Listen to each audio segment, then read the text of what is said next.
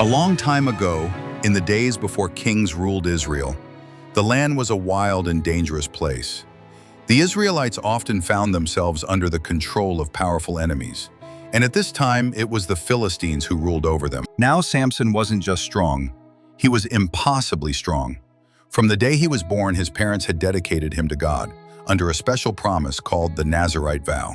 This meant he wasn't supposed to drink alcohol, touch anything dead, or, most importantly, cut his hair. That hair wasn't magic in itself, but it was the sign of his vow to God. As long as that vow was kept, his strength was unmatched. But God had chosen a man to stand against the Philistines. His name was Samson.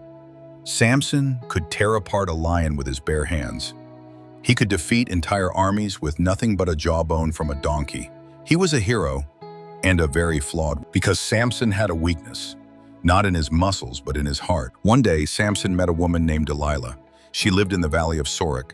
We don't know if Samson truly loved her, or if it was more about attraction and charm, but what we do know is this.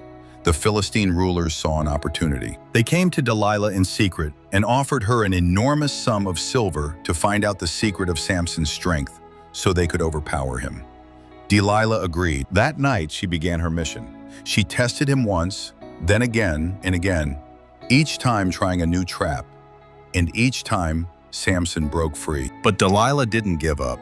She pressed him day after day until he finally gave in and revealed the truth. His strength was tied to his Nazirite vow, symbolized by his uncut hair. That night, while Samson slept with his head on her lap, Delilah called for a man to shave off his hair. The last lock fell to the floor, and with it, Samson's strength. The Philistines seized him, gouged out his eyes, and dragged him to Gaza in chains. They threw him into prison, where he was forced to grind grain like an animal. Time passed.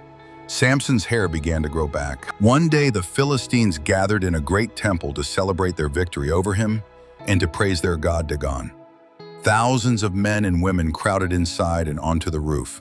They brought Samson out to entertain them, their once feared enemy now blind, broken, and humiliated. A servant led Samson to the center of the temple, placing his hands on two massive pillars that held up the structure. With all his might, Samson pushed.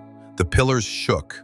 The stone groaned. The entire building collapsed, killing everyone inside, including Samson himself. Samson's story is dramatic, but it's more than a tale of strength and betrayal.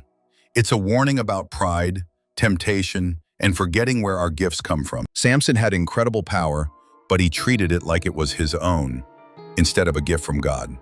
And in chasing his desires, he gave away the very thing that made him who he was. And yet, even at the end, when he turned back to God, his purpose was fulfilled. It's a reminder, no matter how far we fall, we can choose to turn back. But also, we can spare ourselves a lot of pain if we guard our hearts and remember the source of our strength before it's too late.